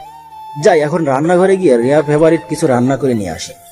এই যা, আমি তো রিয়ার কি কি পছন্দ তা জানি না, এখন কি করি? অনেক ভাবার পর একটা বুদ্ধি মাথায় এলো, দেখি কাজে লাগিয়ে দিলাম ফোন স্যারকে, মানে রিয়ার বাবাকে। আরে কেমন আছো? জি স্যার, ভালো আছি, আপনি কেমন আছেন? আমিও ভালো আছি। আর শোনো, কথায় কথায় এত স্যার স্যার করো কেন? আমি তোমার অফিসের বস, কিন্তু এখন তো তুমি অফিসে নেই যে স্যার স্যার বলবে। তাই এখন থেকে বাবা বলে ডাকবে, কেমন? Okay sir. আবার স্যার? সরি বাবা। এবার ঠিক আছে। তা জামাই, কি করতে রাতে ফোন দিলে? না মানে, আপনার মেয়ে কি কি খেতে ভালোবাসে তা যদি একটু বলতেন। কেন, তুমি আবার আমার মেয়ের জন্য রান্না করবে নাকি? এই তো, এই আর কি। আচ্ছা বলছি, শোনো। তারপর স্যারের কাছ থেকে রিয়ার প্রিয় খাবারের নাম জেনে সেটা রান্না করতে লাগলাম। জানি না কতটুকু ভালো হবে। রান্না শেষ করে টেবিলে সবকিছু সাজিয়ে রেখে রিয়াকে ডাকতে গেলাম। রিয়া, রান্না করা শেষ, তাড়াতাড়ি খেতে আসো। আমি খাবো না। প্লিজ রাগ করো না, এসো খাবার খেয়ে নাও। বললাম না আমি খাবো না। আর তুমি এখান থেকে যাও তো, বিরক্ত করো না। আচ্ছা ঠিক আছে, তোমাকে আর বিরক্ত করব না। এই কথা বলে যেই অন্যদিকে ঘুরবো তখনই দরজা খুলে দিয়ে রিয়া চলে আসলো। তারপর আমার সাথে কোনো কথা না বলে সোজা খাবার টেবিলে গিয়ে বসে পড়লো। আর আমি তাকে খাবার বেড়ে দিয়ে বললাম, এই নাও তোমার প্রিয় খাবার। ওয়াও, এটা যে আমার প্রিয়, তুমি জানলে কি করে? সেটা জেনে কি করবে, তুমি বরং খেয়ে দেখো কেমন হয়েছে। তারপর রিয়া খাবার মুখে দিয়ে আমার দিকে রাগীভাবে তাকালো। এটা দেখে আমি বুঝতে পারলাম খাবার বেশি ভালো হয়নি। এই খাবার তুমি বানিয়েছো? আমি জানি বেশি ভালো হয় নাই। সত্যি বলছো তো? এই কথা বলে মাথা নিচু করে আসি। তখন রিয়া জোরে হাসি দিয়ে বলে, আরে বোকা, কে বলছে খারাপ হয়েছে? খাবারটা অনেক অনেক ভালো হয়েছে, মনে হচ্ছে পুরো রেস্টুরেন্ট থেকে আনা। সত্যি বলছো? একদম সত্যি বলছি, তুমি নিজেই খেয়ে দেখো। না, তুমি খাও, তারপর আমি খাবো। না, তা হবে না, আমরা একসাথে খাবো। তারপর আর কি করার, একসাথে খাওয়া শেষ করে ঘুমাতে গেলাম। ঘুম থেকে উঠে রিয়ার দিকে তাকিয়ে আসি, কেন জানি না ওর দিকে তাকিয়ে থাকতে আমার খুব ভালো লাগছে। তারপর অফিসে চলে আসলাম। আজ একটু কাজ কম, তাই বিকালে ছুটি দিয়ে দিল। অফিস থেকে বের হতেই মেঘা এসে বলে, আজ তো তাড়াতাড়ি ছুটি হয়ে গেল, চলুন কোথাও বসে চা বা কফি খাওয়া যাক। এই বিকালে বন্ধ হয় না। তারপর আমি আর মেঘা একটা কফি শপে আসলাম। কফি শপের ভিতরে গিয়ে বসতেই দেখি আমার সামনের টেবিলে রিয়া আর কিছু মেয়ে, মনে হয় রিয়ার বন্ধু হবে। তারপর মেঘা বলল, তোমার জন্য কি অর্ডার করব? যেটা তোমার ভালো লাগে সেটাই অর্ডার করো। আমি আর চোখে রিয়ার দিকে তাকিয়ে দেখি রিয়া বারবার আমার দিকে তাকাচ্ছে এবং আমার সাথে মেয়েটাকে তাকে দেখার জন্য চেষ্টা করছে, কিন্তু পারছে না, কারণ মেঘা মুখোমুখি হয়ে বসেছিল। একটু পর কফি চলে এলো। আমি আর মেঘা কফি খাচ্ছি আর গল্প করছি। আমি এমনভাবে আসি যে আমি রিয়াকে দেখিনি। আমি একবার রিয়ার চোখে তাকিয়ে দেখি সে পুরো রেগে গজগজ করছে। আমাদের কফি খাওয়া শেষ হলে আমরা চলে যাওয়ার জন্য বাইরে এলাম। আমি বুঝতে পারছি আমার পেছন পেছন রিয়াও আসছে। আমি সেটা দেখে মেঘাকে বললাম, মেঘা চলো ওই দিকটায় যাই, ওখানে একটা সুন্দর পার্ক আছে। চলো তাহলে। তারপর দুজনে একটা রিক্সা চড়ে রিয়ার সামনে দিয়ে চলে গেলাম। ঘোরা শেষ হলে রাতে বাসায় ফিরলাম। বাসায় এসে দেখি দরজা আগের থেকেই খোলা, তাই আমি ভেতরে প্রবেশ করি। একটু পর রিয়া আমার কাছে এসে বলে, কোথায় ছিলে এত সময়? কোথায় থাকবো, আবার অফিসে ছিলাম। তোমার অফিস তো অনেক আগে ছুটি হয়েছে, এত সময় কোথায় ছিলে? বন্ধুদের সাথে ছিলাম। ও আচ্ছা, তা মেয়েটা কে শুনি? কোন মেয়ে? ওই যে যার সাথে কফি শপে এত হাসাহাসি করে কথা বলছো। তুমি জানলে কিভাবে যে আমি তার সাথে বসেছিলাম? তা আমি দেখেছি তোমাদের দুজনকে। তাই নাকি? এখন বলো মেয়েটা কে? আমার ফ্রেন্ড বলতে পারো। তোমার ফ্রেন্ড হলে সেদিন আসলো না যে? এই তো কিছুদিন হলো ওর সাথে পরিচয়টা। ছি, তোমার লজ্জা করে না? ঘরে বউ থাকতে তুমি ওয়েট, বউ মানে কি? তোমার কথা বলছো? তা আর কার কথা বলবো শুনি? তোমার সাথে তো আর কয়েকদিন পর ডিভোর্স হয়ে যাবে। আর তাছাড়া তুমি তো আমাকে দু চোখে দেখতে পারো না। দেখলাম রিয়ার কথাগুলো শুনে কিছুটা চুপ হয়ে গেল, তারপর আবার বলল, ডিভোর্স তো এখনো হয়নি। যতদিন না হয় ততদিন তো আমি তোমার বউ। কথাটা বলার সময় দেখলাম ওর চোখের কোণে পানি। তবে কি রিয়াও আমাকে ভালোবাসতে শুরু করেছে? কথাটা ভেবেই নিজের অজান্তে মুখে হাসি ফুটে উঠল। পরের দিন দুপুরে অফিসে বসে কাজ করার ব্যাপারে মেঘার সাথে কথা বলছি, এমন সময় দেখি রিয়া আসলো। ও ভেতরে এসে মেঘাকে দেখে আমার দিকে রাগী ভাব নিয়ে তাকিয়ে আছে। তারপর আমি মেঘাকে বললাম, তুমি এখন যাও, আমি তোমাকে পরে ডেকে নেব। মেঘা চলে যাওয়ার পর আমি রিয়াকে বললাম, তুমি হঠাৎ এখানে? কেন আসতে পারি না? না, তা পারবে না কেন? এটা তো তোমারই অফিস। আমি না আসলে হয়তো বা ভালো হতো। কেন? এই যে তোমাদের কথা বলার সমস্যা করলাম। তা অবশ্যই ঠিক। কি বললে তুমি? কই কিছু না তো। না, তুমি কিছু একটা তো বলছো। আরে না, কিছু বলি নাই। আমি দেখলাম রিয়ার হাতে টিফিন বাটি, তাই আমি তাকে বললাম, হাতে কি ওটা আমার জন্য আনছো? এনেছিলাম একজনের জন্য, কিন্তু সে তো খুব ভালোই আছে। কথাটা বলে রিয়া চলে গেল। আমি পেছন থেকে এত রাখার পরও শুনলো না, চলে গেল। তারপর আমি কেবিনে বসে আছি, এমন সময় মেঘা এসে বলল, পারভেজ, মেয়েটাকে কেন তুমি জানো না? জানলে তোমায় জিজ্ঞেস করতাম নাকি? ও হচ্ছে আমাদের অফিসের বসের মেয়ে আর আমার স্ত্রী। কি, তোমার স্ত্রী? হ্যাঁ। কই, আগে তো বলো নাই কখনো। তুমিও তো জানতে চাও নাই। ও আচ্ছা। কি ব্যাপার, তোমার চোখে পানি কেন? কই পানি? আমি দেখতে পাচ্ছি তোমার চোখে পানি। মনে হয় চোখে কিছু পড়েছে। কই দেখি তো। না, তোমাকে দেখতে হবে না। বলেই সে চলে গেল। অফিস ছুটি হওয়ার পর কোথাও মেঘাকে দেখলাম না। তারপর আমি বাসায় চলে আসি। বাসায় এসে ফ্রেশ হয়ে রান্না করতে যাব, তখনই রিয়া এসে বলে, তোমাকে আজ রান্না করা লাগবে না। তাহলে রাতে খাবো কি? আজ আমি রান্না করছি। কি বলো তুমি? রান্না করা শিখলে কবে? রান্না করতে পারি না, তবে রান্না করার চেষ্টা করছি। সেগুলো কি খাওয়ার মতো হয়েছে? যাও, তোমার খাওয়া লাগবে না। আরে আরে দেখো আবার রাগ করে। আরে দেখো আবার রাগ করে। দাও, তাড়াতাড়ি খেতে দাও, খুব ক্ষুধা লাগছে। রিয়া মুখে হাসি নিয়ে খাবার বেড়ে দিল। আমি খাবার মুখে দিয়ে দেখি একটা খাবারেও লবণ হয়নি এবং খুব ঝাল হয়েছে। কেমন হয়েছে? খুব ভালো হয়েছে। তুমি এত ভালো রান্না করতে পারো? তাহলে আগে কেন রান্না করো নাই? সত্যি বলছো তুমি? হ্যাঁ। তারপর রিয়া নিজে খেতে বসলো। এই কি করছো তুমি? কেন আমি খাবো না? না, এগুলো তো আমার জন্য রান্না করছো, তাই আমি খাবো। বারে, প্রথমবার রান্না করলাম, খেয়ে দেখতে হবে না কেমন হয়েছে? তারপর আর কি করার, সে খেতে বসলো। খাবার প্রথমে মুখে দিতেই ফেলে দিয়ে পানি পানি বলে চিৎকার করতে লাগলো। আমি তাকে পানি ধরে দিলাম। তারপর সে পানি খেয়ে আমাকে বলল, এত বাজে হয়েছে, তুমি খাচ্ছ কি করে? ছি ছি। তুমি এত ভালোবেসে আমার জন্য প্রথমবার রান্না করছো, এটাই অনেক। রিয়া শুধু আমার মুখের দিকে তাকিয়ে বলল, না, তোমাকে এটা খেতে হবে না। আমি বাইরে থেকে খাবার অর্ডার করছি। না, অর্ডার করলে তোমার জন্য করো, আমি তো আজ এগুলোই খাবো। খাওয়া শেষ করে ঘুমাতে গেলাম। ঘুম থেকে উঠে ফ্রেশ হয়ে বাইরে আসার সাথে সাথে রিয়া আমার দিকে একটা কাগজে মোড়ানো খাম দিয়ে বলল, এটা নাও। কি এটা? আমি কি জানি, এটা একজন লোক এসে দিয়ে গেল, বললো তোমায় দিতে। আমি রিয়ার হাত থেকে খামটা নিয়ে পড়তে লাগলাম। পড়া শেষ হতে রিয়া আমাকে বলল, কি এটা? এতে কি লেখা আছে? ওই যে তুমি যা চেয়েছিলে তাই। মানে কি? এটা ডিভোর্স পেপার, উকিল সাহেব পাঠিয়েছে। এখন এটাতে দুজনে সাইন করে দিলে তুমি মুক্ত হয়ে যাবে। কথাটা শুনে রিয়ার মুখটা ফ্যাকাশে হয়ে গেল। এই নাও, আমি সাইন করে দিছি, এখন তুমি সাইন করে দিলেই হয়। কথাগুলো বলে আমি অফিসে চলে আসি। একটু পর ফোনে বেজে উঠলো।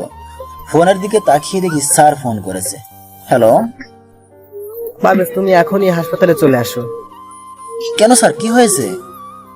রিয়া, রিয়া। বলুন না, রিয়ার কি হয়েছে? ও ঠিক আছে তো? বাবা, রিয়া সুইসাইড করেছি। কথাটা শুনে আমার পায়ের নিচ থেকে যেন মাটি সরে গেল। তাই আর এক মুহূর্ত দেরি না করে তাড়াতাড়ি বেরিয়ে পড়লাম হাসপাতালের উদ্দেশ্যে। হাসপাতালে গিয়ে স্যারকে বললাম, স্যার রিয়া কোথায়? বলুন না, রিয়া কোথায়? অপারেশন থিয়েটারে।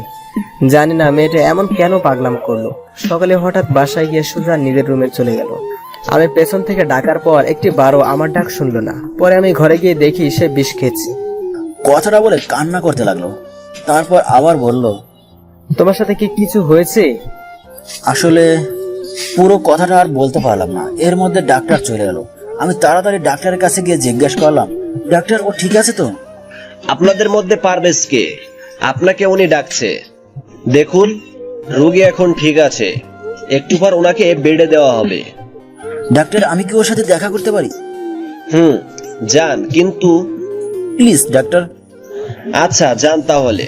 তারপর আমি ভেতরে গিয়ে দেখি রিয়া ঘুমিয়ে আছে। ওকে দেখতে একদম বাচ্চাদের মতো লাগছে। আমি গিয়ে ওর মাথার কাছে বসে আছি। একটু পর রিয়া আস্তে আস্তে চোখ খুললো। তারপর আমি তাকে বললাম, কি ব্যাপার, এমন পাগলামো কেন করছো তুমি? কি করব বলো? তোমাকে যদি না পাই তাহলে এই জীবন রেখে কি লাভ বলো? তোমার সাথে যে খারাপ ব্যবহার করেছি, এতে করে তুমি আমাকে কখনো মেনে নিতে পারবে না। তাই বলে তুমি সুইসাইড করবে? কেন বাঁচালে আমাকে? আমি মরে গেলেই তো ভালো হতো। ঠাস করে রিয়ার গালে চড় মারলাম। তুমি আমাকে মারলে? মেরেছি, বেশ করেছি। আমার বউকে আমি মারছি। আর একবার যদি মরার কথা মুখে আনো তাহলে আবার মারবো, বলে দিলাম। ভালোবেসে ফেলেছি গো তোমায়। এই কদিনে তোমায় অনেক ভালোবেসে ফেলেছি। কথাগুলো বলে আমাকে জড়িয়ে ধরে কেঁদে কেঁদে বলতে লাগলো। আমিও তাকে জড়িয়ে ধরে কেঁদে কেঁদে বললাম, আসলে এটা কোনো দুঃখের কান্না নয়, এটা হচ্ছে আনন্দের কান্না। আমিও যে তোমায় অনেক ভালোবাসি। যেদিন তোমায় প্রথম দেখেছি সেদিন থেকে তোমায় ভালোবেসে ফেলেছি। তাহলে ডিভোর্স পেপারে সই করলে কেন? ওটা তো ডিভোর্স পেপার ছিল না। তাহলে? তুমি ভুলে গেছো আজ তোমার জন্মদিন?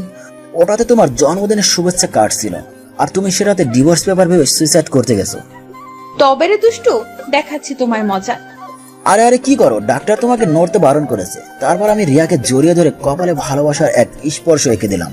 এর মধ্যে স্যার এসে, আমি কি আসতে পারি? না, এখন কারো আসা যাবে না। এই পাগলি কি করো, স্যারও বলছি। স্যার দেখছে তো। দেখলে দেখুক, আমার স্বামীকে আমি জড়িয়ে ধরছি। ওকে, থাকো তোমরা। 2 দিন পর রিয়াকে নিয়ে বাসায় ফিরলাম। আমি কি সোফায় শুবো? কি বললে? তুমি সোফায় শুতে চাও এখনো? দাঁড়াও তাহলে। এই বলে আমাকে দৌড়ানি দিল। আমি দৌড়ে গিয়ে খাটে শুয়ে পড়লাম। রিয়াও আমার বুকের উপরে এসে শুয়ে পড়লো। তারপর আমি বললাম, আচ্ছা আমাদের তো বাসরাত হয়নি, চলো না আজ আমরা বাসরাত উদযাপন করি। যা দুষ্টু কোথাকার। এই বলে লজ্জায় তার মুখটা আমার মুখের সাথে চেপে ধরলো। তারপর আমরা দুজন মিলে হারিয়ে গেলাম ভালোবাসার অতলে। সকালে রিয়ার ডাকে ঘুম ভাঙলো। দেখলাম সে গোসল করে এসে আয়নার সামনে দাঁড়িয়ে তার চুল শুকাচ্ছে। আমি পেছন থেকে তাকে জড়িয়ে ধরলাম। আই কি করছো? ছাড়ো বলছি। না, সারতে মন চাইছে না। অফিস নেই আজকে? আজ যেতে মন চাইছে না। মন চাইছে সারাদিন তোমাকে এভাবে জড়িয়ে ধরে থাকি। তা বললে তো হবে না। যাও গিয়ে ফ্রেশ হয়ে এসো, আমি নাস্তা দিচ্ছি। তারপর আর কি করার, ফ্রেশ হতে চলে গেলাম। ফ্রেশ হয়ে এসে নাস্তা করে অফিসে যাওয়ার জন্য বের হতে রিয়া বলল, আই শোনো, আজ একটু তাড়াতাড়ি ফিরবে কেমন? ওকে মহারানী। এই বলে রিয়ার কপালে ভালোবাসার স্পর্শ এঁকে দিলাম। অফিসে এসে যা শুনতে পাই তার জন্য আমি মোটেও প্রস্তুত ছিলাম না। মেঘা নাকি চাকরি ছেড়ে দিছে। কথা শুনে খুব অবাক হলাম। হঠাৎ কি এমন হলো যার জন্য সে চাকরি ছেড়ে চলে গেছে? এই কথাগুলো ভাবছি, আর এমন সময় দেখলাম মেঘা আমার ক্যাবিনের দিকে আসছে। আর এসেই তো, মেঘা আমি এসব কি শুনছি? তুমি নাকি চাকরি ছেড়ে চলে যাচ্ছ? যা শুনেছেন সত্যি শুনেছেন। এসবের মানে কি? হঠাৎ করে চাকরিটা ছেড়ে দিচ্ছ কেন? আপনার জন্য। আমার জন্য মানে কি বলছো এসব? জানেন আমার বাবাকে? আমি কি করে জানবো? বাবাকে চিনবো? আমি তো তাকে দেখিনি। আমার বাবা হচ্ছে এ দেশের একজন সুনামধন্য ব্যবসায়ী। নাম শুনেছেন? তাছাড়া অফিসের একটা কাজে আমার সাথে তার ভালো পরিচয়ও আছে। তার মানে তুমি স্যারের মেয়ে? হ্যাঁ, আপনি ঠিকই ধরেছেন। আমি তার একমাত্র মেয়ে। তাহলে তুমি ওই অফিসে চাকরি করছো কেন? শুধু তোমার জন্য। আমার জন্য কেন? তুমি যেদিন প্রথম আমাদের অফিসে গেছিলে সেদিনই আমি তোমাকে দেখি, এবং সেদিন প্রথম দেখাতেই তোমাকে আমার ভালো লাগে। আর এই ভালো লাগা থেকে আস্তে আস্তে তোমাকে ভালোবেসে ফেলি। এটুকু বলে থেমে গেল, আর কথাগুলো কেঁদে কেঁদে বলছে। তারপর আবার বলতে শুরু করলো, শুধু তোমায় একটি নজর দেখার জন্যে, তোমার ভালোবাসার টানে এই অফিসে তোমার সহকারী পদে চাকরি নিই। কিন্তু আমি জানতাম না যে আমার ভালোবাসার মানুষটি আগে থেকেই অন্য কারো হয়ে আছে। যখন জানলাম তখন নিজেকে শেষ করে দিতে চেয়েছিলাম। যাকে ভালোবাসি তাকে পাবো না যখন, তখন আর বেঁচে থেকে কি লাভ বলো? পরে ভাবলাম আমার ভালোবাসাটা না হয় তোমার আর রিয়ার মাঝেই বেঁচে থাক। কথাগুলো বলে আমাকে জড়িয়ে ধরলো। আমি এখন কি করব কিছুই বুঝতে পারছি না।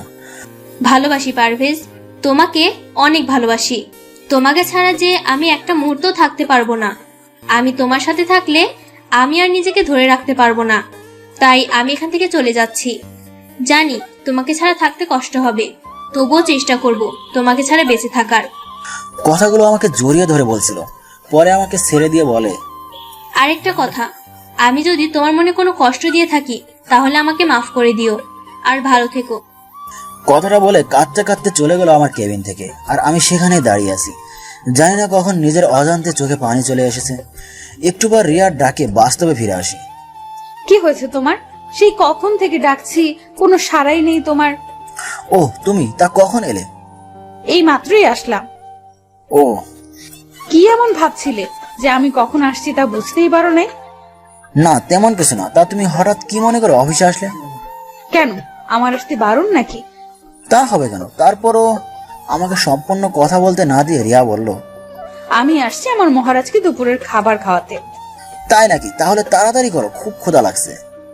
আমি নিজের হাতে তোমার জন্য তৈরি করছি। কি, খাওয়ার মতো তৈরি করেছে তো, নাকি আগের দিনের মতো? কথাটা শুনে রিয়ার মুখ থেকে মুহূর্তে হাসি চলে গেল। তারপর আমি তাকে বললাম, কি হলো, খাবার কি দিবে না নাকি এমন ভাবে দাঁড়িয়ে থাকবে? তারপর রিয়া আস্তে আস্তে আমাকে খাবারগুলো দিল, আর আমার মুখের দিকে কেমন হয়েছে তা জানার জন্য আগ্রহ নিয়ে তাকিয়ে আছে। আমি খাবারটা মুখে দিয়ে দেখলাম, না, আজ খাবারটা অনেক ভালো হয়েছে, যা আপনাদের লিখে বোঝাতে পারবো না। তারপরও আমার মনের মাঝে একটু দুষ্টুমি করার কথা মাথায় আসলো, তাই আমি রিয়াকে বললাম, এটা কি রান্না করেছো তুমি? এটা কোনো মানুষ খেতে পারে? দেখি আমার কাছে আসো তো। আমার কাছে আসতে রিয়া গেলে একটা কিস করলাম। এটা কি হলো? কেন, তুমি বুঝতে পারো নাই? তুমি আমাকে কিস করলে কেন? বারে, তুমি আমার জন্য এত ভালো রান্না করে আনছো, সেই পুরস্কার হিসাবে কিছু তো তোমাকে দিতেই হয়, তাই দিলাম আর কি। তাহলে তুমি প্রথমে বললে কেন যে ভালো হয়নি? ওটা তো তোমাকে রাগানোর জন্য বলেছিলাম। তবে রে, যাও, তোমার সাথে আর কোনো কথাই বলবো না। এই রে, মনে হয় বউটা আমার ভীষণ অভিমান করেছে। এখন কি করি? তাই বললাম, আমার পাগলিটা কি রাগ করেছে? আমি কারো পাগলি না। কে বলেছে? তুমি তো শুধু আমারই পাগলি। বললাম না? আচ্ছা যাও, তোমার আমার সাথে কথা বলা লাগবে না। তুমি আমার সাথে কথা না বললে আমিও কিছু খাবো না। না খেলে নাই। আচ্ছা ঠিক আছে। কথাটা বলে যেই উঠতে যাবো, তখন রিয়া আমার হাতটা ধরে বলে, ভাই, কোথায় যাও? হ্যাঁ, চুপ করে বসো এখানে। না, আমি খাবো না। তুই খাবি না তো তোর শ্বশুর খাবে। ভালো তো, তাহলে তাকেই ডেকে এনে খাও। আমাদের কথার মাঝে রিয়ার বাবা মানে স্যার এসে হাজির। কাকে ডেকে আনার কথা বলা বলি হচ্ছে? এই তো রিয়া নিজের হাতে রান্না করে আনছে, তো তাই আপনাকেই ডেকে আনার কথা বলা হচ্ছিল। বলো কি, রিয়া মা আবার রান্নাও করতে পারে? হ্যাঁ। তাহলে তো খেতেই হবে। বাবা, তুমিও বসো, আমি তোমাকে খাবার দিচ্ছি। তারপর আমরা সকলে একসাথে দুপুরে খাবার খেলাম। খাওয়া শেষ করে স্যার চলে গেলেন, আর আমিও রিয়াকে বললাম, রিয়া, আমার না এখন মিষ্টি খেতে মন চাইছে। এখন মিষ্টি কোথায় পাবো? তুমি চাইলে মিষ্টি খাওয়াতে পারবে। আই, একদম না। আমি আস্তে করে রিয়ার কাছে যাচ্ছি, আর সে একটু একটু করে পেছাচ্ছে। দেখো, একদম কাছে আসার চেষ্টা করবে না। তারপর রিয়া দেওয়ালের সাথে আটকে গেল। আমি কাছে যেয়ে ওর হাত দুটো চেপে ধরলাম। রিয়ার মুখের দিকে তাকিয়ে দেখি সে চোখ দুটো বন্ধ করে আছে এবং তার ঠোঁট দুটো কাঁপছে।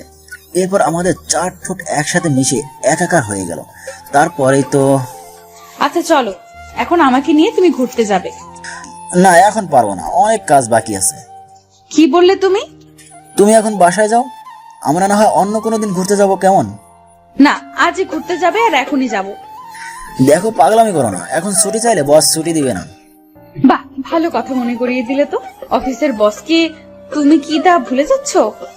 এই রে, কি বলতে কি বলে দিলাম। দেখলাম রিয়া আমার ক্যাবিন থেকে হন হন করে বাইরে চলে গেল। আমি ভাবলাম হয়তোবা রাগ করে বাসায় চলে গেছে। আমার ভাবনাকে ভুল প্রমাণ করে দিয়ে আবারও রিয়ার আগমন। কিন্তু এবার সে একা আসেনি, তার সাথে তার বাবাকে মানে বসও এসেছে। কি ব্যাপার পারবেশ, তোমার কি এমন কাজের চাপ? না মামা, মানে হয়েছে, আর মানে করতে হবে না। যাও, রিয়াকে নিয়ে কোথাও থেকে ঘুরে আসো। আচ্ছা স্যার। আমি রিয়ার দিকে তাকিয়ে দেখি রিয়া মিট মিট করে হাসতেছে। আর শোনো, যত কাজে থাকুক না কেন, আমার রিয়া মা ডাকার সাথে সাথে চলে যাবে কিন্তু। এই কথা বলে স্যার চলে গেলেন। তারপর রিয়া আমার কাছে এসে, কি এবার যাওয়া যাবে নাকি আবারও বাবাকে ডাকতে হবে? এই না না, আর ডাকতে হবে না, চলো যাচ্ছি। তারপর আমরা দুজন অফিসের সামনে দাঁড়িয়ে আছি। যাও, রিক্সা ডাকো। রিয়ার কথা শুনে আমি তার দিকে অবাক হয়ে তাকিয়ে আছি। কি হলো, এমন করে তাকিয়ে আছো কেন? বললাম না রিক্সা ডাকতে। তুমি যাবে রিক্সায়? হ্যাঁ যাব। কেন, কি হয়েছে? তোমার না রিক্সায় উঠতে ভালো লাগে না? এখন ভালো লাগবে। তুমি কি ডাকবে নাকি আমিই ডাকবো? এই না না, ডাকছি, তুমি একটু দাঁড়াও। তারপর আমরা দুজন রিক্সা করে একটা পার্কের উদ্দেশ্যে যাচ্ছি, আর রিয়া আমার একটা হাত ধরে কাঁধে মাথা দিয়ে আসছে। অফিসের পোশাক পরে কি কেউ ঘুরতে বের হয়? কেন, কি হয়েছে? এতে আমাকে দেখতে আরো খারাপ লাগছে। আমি তো এটাই চাই। কেন? তুমি যে সুন্দর, তারপর যদি একটু ভালো পোশাক পরে আসো, তাহলে তো সব মেয়েরাই তোমার দিকে তাকিয়ে থাকবে। তার জন্য এই পোশাকে পার্কে যাব? হ্যাঁ যাবে। আর এখন কথা না বলে রিক্সা থেকে নামো। রিক্সা থেকে নেমে আমরা দুজনে পার্কে একটা নির্জন জায়গায় গিয়ে বসি। একটু পর হঠাৎ করে রিয়া উঠে হাঁটা শুরু করলো এবং আমাকে বলল, চলো এখান থেকে। কেন, থাকি না একটু, জায়গাটা কি সুন্দর। তোমার কাছে তো সুন্দর লাগবে, মেয়েরা যে তোমার দিকে তাকিয়ে আছে এজন্য থাকতে চাচ্ছ, তাই না? আরে কোথায়, কোন মেয়ে তাকিয়ে আছে? হয়েছে, আর ন্যাকামো করতে হবে না। কথাটা বলে রিয়া হাঁটতে শুরু করলো আর আমিও তার পিছু পিছু ছুটছি। আরে আমার বউটা কি রাগ করেছে? বাহ, আমার বউকে রাগলে এত সুন্দর দেখায়, জানতাম না তো। তাহলে আরো আগে এমন রাগাতাম। এবারও রিয়া কিছু বলছে না, চুপ করে শুধু হাঁটতেছে। আমি একটা ছোট বাচ্চাকে দেখে বললাম, এই রিয়া দেখো, বাচ্চাটা কি সুন্দর, তাই না? একদম কিউটের ডিব্বা। এবার রিয়া দাঁড়ালো, তারপর সেই বাচ্চাটার দিকে তাকিয়ে বলে, সত্যি তোমার বাচ্চা ভালো লাগে? অনেক ভালো লাগে। আমাদেরও এমন একটা কিউট বাচ্চা হবে, তাকে নিয়ে আমরাও এমন ভাবে ঘুরতে বের হব, কতই না মজা হবে, তাই না? রিয়ার দিকে তাকিয়ে দেখি সে লজ্জায় পেয়েছে। তারপর ডিনার করে রাতে বাসায় ফিরলাম। কিছুদিন পর। হ্যালো, কোথায় তুমি? কোথায় আবার? অফিসে। এখনই বাসায় আসো, তাড়াতাড়ি, খুবই আর্জেন্ট। কেন, কি হয়েছে? উফ, এত কথা বলো কেন তুমি? আসতে বলতে আসো। আচ্ছা, আসতেছি। খুব টেনশন হচ্ছে, আবার কোনো সমস্যা হলো নাকি? আবার কেন এত আর্জেন্ট বাসায় আসতে বললো? বাসায় পৌঁছে দেখি দরজাটা খোলাই আছে। এটা দেখে তো টেনশন আরো বেড়ে গেল। বাসার ভিতরে ঢুকে রিয়াকে খুঁজতে লাগলাম, কিন্তু কোথাও পেলাম না। অনেক খোঁজার পর পাগড়িটাকে ছাদের এক কোনায় পেলাম। কি ব্যাপার, আমাকে এত আর্জেন্ট আসতে বলে তুমি এখানে লুকিয়ে আসছো? কি হলো, কিছু বলছো না কেন? বলছি, আগে চোখ বন্ধ করো। কি এমন কথা বলবে যে চোখ বন্ধ করা লাগবে? আহা, করো না, তা না হলে আমার কথাটা বলতে লজ্জা করে। আচ্ছা, এ নাও, চোখ বন্ধ করলাম, এবার তো বলো। তারপর রিয়া আমাকে জড়িয়ে ধরে আমার কানের কাছে মুখ এনে বলে, তুমি বাবা হতে যাচ্ছ। কি এত খুশির একটা খবর তুমি আমাকে দেরি করে দিলে? যা, আমার লজ্জা করে না বুঝি? তারপর আমি রিয়াকে কোলে করে নিয়ে সারা সাত হাঁটছি। আয় ছাড়ো, পড়ে যাবো তো। না না, এখন আর ছাড়বো না। তারপর রিয়াকে কোলে নিয়ে ছাদ থেকে ঘরে নিয়ে আসলাম। শোনো, আজ থেকে তুমি আর কোনো কাজ করবে না। আমি কাজ না করলে কে করবে শুনি? কেন, আমি করব। তাই বুঝি? তাই। ওরে আমার জামাইটারে, সে নাকি সব কাজ করবে। 5 বছর পর একটা পার্কে আমি আর আমার 5 বছরের মেয়ে নীলাকে নিয়ে বসে আছি। বাবা, আইসক্রিম এনে দাও। আমার মামিটা আইসক্রিম খাবে? আমি এখনই এনে দিচ্ছি। হ্যাঁ, যাও নিয়ে আসো। তাহলে তুমি এখানে বসো, কেমন? আমি যাব আর আসবো। আচ্ছা, তাড়াতাড়ি আসবে। তারপর আমি আইসক্রিম নিয়ে আসছি। দূর থেকে দেখি নীলার পাশে কে যেন বসে আছে, চেহারা ঠিক বোঝা যাচ্ছে না। আমি কাছে আসতেই বড় ধরনের একটা শক খেলাম। এ দেখি মেঘাও আমাকে দেখে অবাক হলো। কেমন আছো পারভেজ? ভালো, তুমি কেমন আছো? এই তো আছি কোনো রকম। এটা তোমার মেয়ে নাকি? হ্যাঁ। তোমার মেয়ে দেখতে একদম তোমার মতোই হয়েছে। কি নাম তোমার? আমার নাম নীলা। বাহ, তুমি দেখতে যেমন সুন্দর, তোমার নামটাও সুন্দর। বাবা, আইসক্রিম দাও। এই নাও মামনি। রিয়াকে কোথাও দেখছি না যে। রিয়ার কথা শুনে মনটা খারাপ হয়ে গেল, তাই আমি চুপ করে আছি। কি হলো, চুপ করে আছো যে? রিয়া আর নেই। নেই মানে? কি বলছো তুমি? হ্যাঁ, সে আমাকে ছেড়ে অনেক দূরে চলে গেছে। সেখানে গেলে কেউ আর শত ডাকার পরেও ফিরে আসে না। কি বলো এসব? রিয়া মারা গেছে? হ্যাঁ, নীলাকে জন্ম দিয়ে সে আমাকে ছেড়ে চলে গেছে। কথাগুলো বলার সময় বুঝতে পারলাম আমার চোখ দিয়ে পানি পড়ছে। মেঘার দিকে তাকিয়ে দেখি তার চোখেও পানি। তারপর আমি চোখের পানি মুছে মেঘাকে বলি, তাহলে এবার বলো, তোমার কি খবর? বিয়ে করেছো? জীবনে একজনকে ভালোবেসেছিলাম, আর সে হলো তুমি। তোমাকে ছাড়া আর কাউকে ভালোবাসতে পারি নাই বলে আজও আমি বিয়ে করিনি। আমাদের কথার মাঝে নীলার নানা মানে আমার স্যার চলে এলো। আরে মেঘা, কেমন আছো? জি স্যার, ভালো আছি। তাহলে মেঘা, একদিন এসো আমাদের বাসায়। আন্টি, প্লিজ আসবেন। তুমি যখন বলছো তাহলে তো আসবই। তারপর আমরা মেঘাকে বিদায় দিয়ে বাসায় চলে আসলাম। এখন আর স্যারকে অফিসে যেতে দিই না, কারণ রিয়া মারা যাওয়ার আগে বলে গেছিল আমি যেন তার বাবাকে নিজের বাবা মনে করি, আর অফিসের সব দায়িত্ব যেন আমি নিই। একদিন বাসায় এসে অফিসের কিছু কাজ করছি, এমন সময় দেখি মেঘা এসেছে। ভিতরে আসতে পারি? আরে তোমার ভেতরে আসতে আবার বলা লাগে নাকি, চলে এসো। তারপর মেঘা ভেতরে এসে আমার সামনে বসলো, আর আমি আমার মতো কাজে ব্যস্ত। এটা দেখে মেঘা বলে, নীলা কোথায়? উপরে, মনে হয় তার নানার কাছে আছে। তারপর মেঘা উপরে চলে গেল। আমি কি নানা নাতনির খেলার মাঝে আসতে পারি? আরে মেঘা, কখন এলে? এই তো কিছুক্ষণ আগে। আন্টি, তুমিও আসো, আমাদের সাথে খেলবে। হ্যাঁ চলো। আচ্ছা নানা ভাই, তুমি এখন একটু বাবার কাছে যাও, তোমার নীলা আন্টির সাথে আমার একটু কথা আছে। আচ্ছা, তাহলে তোমরা কথা বলো। মেঘা মা, তোমার সাথে আমার কিছু কথা ছিল যা আমি এখনো পারভেজকে বলি নাই। জি স্যার, বলুন। জানো মা, রিয়া যেদিন জানতে পারে যে সে মা হতে চলেছে, সেদিন জীবনের সবচাইতে বেশি খুশি আমি তাকে হতে দেখেছি। পারভেজকে কিছুদিন কাজের জন্য বাইরে যেতে হয়েছে, তাই রিয়াকে আমার বাসায় রেখে আসে। এটুকু বলে থেমে যায়, তারপর আবার বলতে শুরু করে। একদিন সিঁড়ি দিয়ে নামার সময় হঠাৎ পা পিছলে পড়ে যায়, তারপর হাসপাতালে নিয়ে আসলাম। ব্যথার যন্ত্রণায় ছটফট করতে থাকে আমার মেয়েটা। ডাক্তারও সবকিছু টেস্ট করে বলে, দেখুন রোগীর অবস্থা খারাপ, এখনই তাকে অপারেশন করতে হবে। আপনি এখানে একটা সই করে দিন। কিন্তু ব্যথার যন্ত্রণায় ছটফট করতে থেকে রিয়া বলে, বাবা, আমার একটা কথা রাখতে। কি কথা মা, বল। তোর সব কথাই আমি রাখবো। যদি আমি অপারেশন থিয়েটারে মারা যাই, তাহলে পারভেজকে তুমি আবার মেঘার সাথে বিয়ে দিও। মেঘা পারভেজকে খুব ভালোবাসে। না মা, তুই চুপ কর, দেখিস তোর কিচ্ছু হবে না। না বাবা, তুমি কথা দাও, পারভেজকে তুমি মেঘার সাথে বিয়ে দেবে। বাবা দেখো, আমার এমনই কপাল, পারভেজকে শেষবারের মতো একটিবার চোখের দেখাও দেখতে পারলাম না। না মা, তুই পারভেজকে দেখবি। আমি ওকে ফোন দিছি, ও আসতে বলেছি।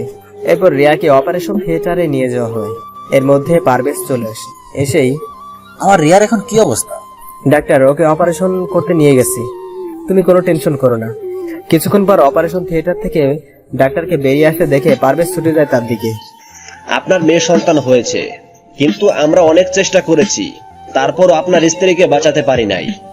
ডাক্তারের মুখে এই কথা শুনে পারভেজ নিচে বসে পড়ে, আর আমার যে পুরো পৃথিবীটাই উল্টে যায়। আমি পারভেজকে ধরে নিয়ে রিয়ার লাশের পাশে গেলাম। আমার থেকে বেশি কেঁদেছিল, কি বলবো মা। পারভেজকে আমি ওদিন সবচেয়ে বেশি দুর্বল হতে দেখেছি, আমার থেকে বেশি দুর্বল হয়ে পড়েছিল সে। এখন তুমি বলো মা, তুমি কি আমার রিয়ার শেষ ইচ্ছাটা পূরণ করবে? হ্যাঁ আমি করব, আমার যে ওর ইচ্ছা পূরণ করতেই হবে। আর এ কয়দিনে নীলার সাথে তার খুব ভালো সম্পর্ক হয়ে গেছে। আচ্ছা নীলা, আমি যদি তোমার মা হই তাহলে কেমন হয়? সত্যি তুমি আমার মা হবে? কি মজা, কি মজা। তাহলে তোমাকে আমি মামনি বলে ডাকবো। হ্যাঁ ডাকো। মামনি। নীলা? ও ঘুমিয়ে গেছে। ও কিছু না খেয়ে ঘুমিয়ে গেল? না, আমি ওকে খাইয়ে দিয়ে ঘুম পাড়িয়ে দিছি। কি বলো, নীলা খেলো? ও তো আমাকে ছাড়া খায় না। যাই হোক, চলো তোমায় বাসায় দিয়ে আসি। চলো। তারপর মেঘাকে তার বাসায় দিয়ে আসলাম। কিছুদিন হলো মেঘা আর আমার বাসায় আসছে না। এর ভিতর নীলার কান্নার আওয়াজ শুনতে পেলাম। কি ব্যাপার, আমার পরীটা কান্না করছে কেন? দেখো না বাবা, মামুনি কয়েকদিন ফোন ধরছে না। কে তোমার মামুনি? আমি আমার মেঘা মামুনির কথা বলছি। সে তোমার মামুনি হয় না। চলো নাস্তা করবে, সকালে কিছু খাওনি তুমি। না, সে আমার মামুনি হয়, আর তুমি আমার মামুনিকে আমার কাছে এনে দাও, না হলে আমি কিছুই খাবো না। এই কথা বলে কান্না করতে করতে রুমে চলে গেল। আমি পড়ে গেলাম মহা বিপদে। এখন আমি কি করব কিছুই বুঝতে পারছি না। এসব ভাবতে ভাবতে অফিসে চলে গেলাম। রাতে বাসায় এসে শুনি নীলা এখনো কিছু খায়নি। নীলা, মা চলো কিছু খেয়ে নেবে। না, আগে তুমি মামুনিকে এনে দাও। বলছি না, তুমি চলো খেতে। একদম বাচ্চাদের মতো করবে না। না না না, আমি কিছুই খাবো না। নীলাকে একটা চর মারলাম। এ কি করলে পারভেজ? মা মরা মেয়েটার গায়ে তুমি হাত তুললে? না, এ আমি কি করলাম? রাগের মাথায় আমি নীলাকে চর মারলাম। নীলা কান্না করতেছি। কি ভুল বলছে ও? জন্ম থেকে কোনোদিন মায়ের আদর পায়নি সে, আর মেঘা তাকে মায়ের আদর দিয়েছে, আর তুমি কিনা সি সি। এই কথা বলে নীলাকে নিয়ে ঘরে চলে গেল। আর আমি এখন কি করব? আমার কি করা উচিত? না, নীলার জন্য হলেও মেঘাকে আনতে হবে। তারপর আমি মেঘার বাসায় গেলাম। কলিং বেল বাজাতে মেঘা এসে দরজা খুললো। আরে তুমি এখানে এত রাতে আমার বাসায়? তুমি এই কদিন আমার বাসায় যাওনি কেন? বাবা আমার বিয়ে ঠিক করেছে, তাই আর বাসা থেকে বের হই না। মিথ্যে কথা বলছে, কারণ নীলা তাকে আগে সব বলে দিছে পারভেজের যাওয়ার কথা। এটা তাদের দুজনের প্ল্যান করা। তোমার বিয়ে, আর তুমি বিয়েতে রাজি হয়ে গেলে? আর কতদিন এভাবে থাকা যায় বলো? ও আচ্ছা, বলে চলে আসতে গিয়ে আবার মেঘাকে বললাম, তোমার সাথে আমার কিছু কথা আছে। বলো। তুমি না এই বিয়েটা করো না। কেন করব না? কখনো ভাবিনি এই কথাগুলো আবার কাউকে বলতে হবে, তারপরও আজ বলতে হচ্ছে। নীলা চায় তার জন্য আমি মা নিয়ে আসি, কিন্তু সে মা হিসেবে তোমাকে চেয়েছে। তাই হবে কি তুমি আমার নীলার মা? হবে কি তুমি আমার বাকি জীবনের পথ চলার সাথী? হবে কি তুমি আমার? পুরো কথা বলতে না দিয়ে মেঘা কান্না করতে করতে আমাকে জড়িয়ে ধরে। হ্যাঁ, আমি হতে চাই তোমাদের দুজনের সুখ দুঃখের সাথী। তারপর পেছন থেকে জোরে হাততালির আওয়াজ শুনতে পাই। পেছনে ফিরে দেখি নীলা আর স্যার এবং মেঘার বাবা দাঁড়িয়ে আছে। মেঘা লজ্জা পেয়ে আমাকে ছেড়ে দিল, আর নীলা দৌড়ে আমার দিকে আসছে। এসেই আমাদের দুজনকে জড়িয়ে ধরল। তাহলে বিয়ের কাজটা আজকেই সেরে নেওয়া যাক। তারপর কাজী অফিসে গিয়ে আমার আর মেঘার বিয়ে হলো। বাসর ঘরে ঢুকে দেখি মেঘা ঘোমটা দিয়ে বসে আছে। আমি তার পাশে গিয়ে বসলাম। একটু পর দরজায় শব্দ হলো, তাই আমি গিয়ে দরজা খুলে দিলাম। দরজা খুলতেই নীলা দৌড় দিয়ে রুমে প্রবেশ করলো। এসেই, মামুনি, আমিও তোমার সাথে ঘুমাবো। হ্যাঁ মা, তুমি আজ আমাদের সাথে ঘুমাবে। বাবা, তুমি এই পাশে ঘুমাও, আর মামুনি তুমি এই পাশে ঘুমাও। আমি তোমাদের মাঝখানে ঘুমাবো। ওকে আমার প্রিন্সেস। তারপর আমার আর মেঘার মাঝে শুয়ে পড়ে নীলা। এভাবে খুব ভালোভাবে চলছিল আমাদের সংসার।